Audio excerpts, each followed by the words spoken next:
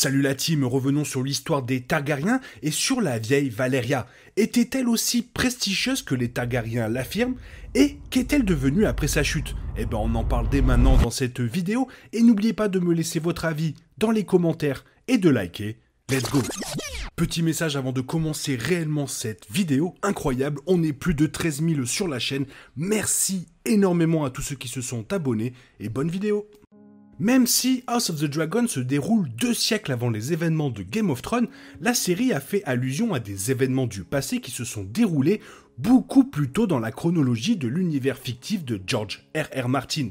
Au cours de la première saison, l'accent est mis sur l'héritage d'Aegon I Targaryen, le conquérant légendaire qui a uni 6 des 7 royaumes et établi les Targaryens comme principale source de pouvoir à Westeros. Cependant, il y a une histoire qui précède même Aegon avec l'héritage de la ville en ruine de Valyria à Essos.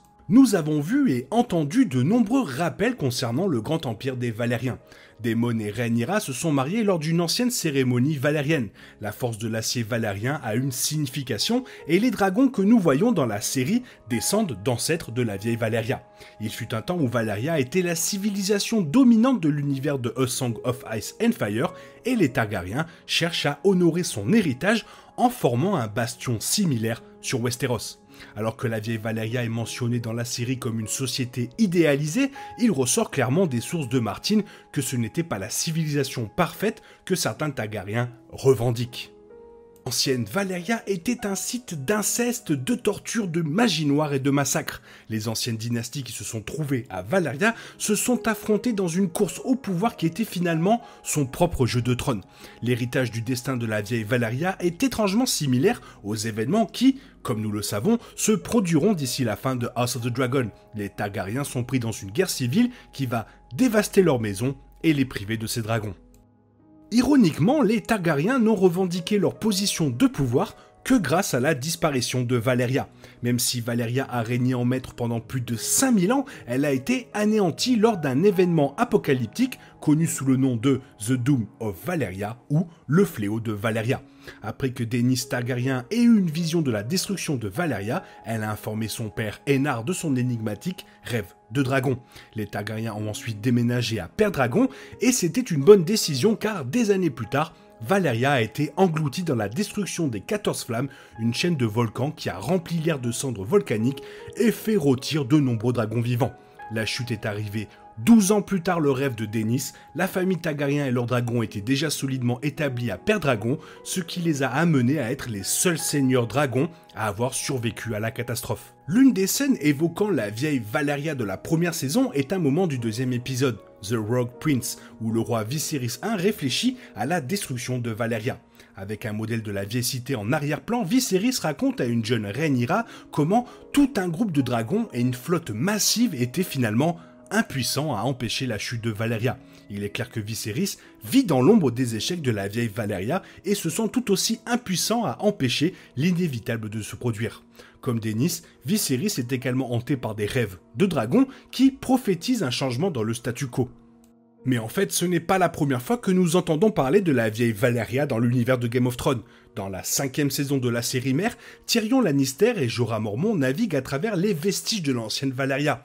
Ce qui teste la théorie selon laquelle quiconque s'aventure à la vue du massacre sera maudit. Semblable à Rhaenyra, Daenerys Targaryen revendique le trône de fer sur son héritage valérien. Même si Viserys parle de l'importance de se souvenir de l'ancienne Valyria, il ignore les leçons que sa destruction a laissées derrière lui. On pense dans certains cercles que Valyria a été détruite à cause de la colère des dieux face aux péchés de la société. Même s'il n'y avait pas d'explication religieuse à la crise, cela est considéré par la plupart comme une simple catastrophe naturelle. Certains pensent que les villes valériennes avaient perturbé les supposés sorts magiques qui maintenaient les 14 flammes à distance. Les seigneurs dragons étaient devenus tellement obsédés par la domination mutuelle qu'ils avaient ignoré la magie qui maintenait littéralement leur civilisation à flot. Là où Viserys finalement avait raison, c'est qu'il a au moins essayé d'empêcher sa famille de répéter les indulgences du passé. Viserys tente de réprimer l'ambition cupide au sein de sa maison, et il réprimande spécifiquement Daemon pour avoir fait des ravages sur les civils innocents de Port-Réal. y compris la poursuite de la tradition des membres de la famille se mariant entre eux pour renforcer le sang magique valérien, il a également essayé d'honorer l'héritage de l'ancienne Valyria en unissant la maison Targaryen et la maison Velaryon. Si les deux anciennes dynasties peuvent faire la paix l'une avec l'autre, elles peuvent éviter le destin qui a maudit leurs ancêtres.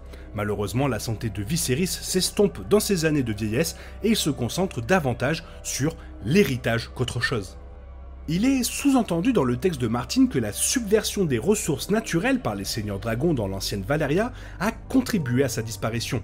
La pratique de la magie du sang et des arts sombres a transformé les hommes en bêtes et a créé beaucoup de monstres. Bien que la magie ne soit pas pratiquée souvent, voire pas du tout à Westeros, elle était incroyablement courante à Valyria, une magie enracinés dans le feu et le sang. Et beaucoup de leurs coutumes sont enracinées dans ce feu et ce sang, car nous savons que les mariages valériens partagent ce point commun.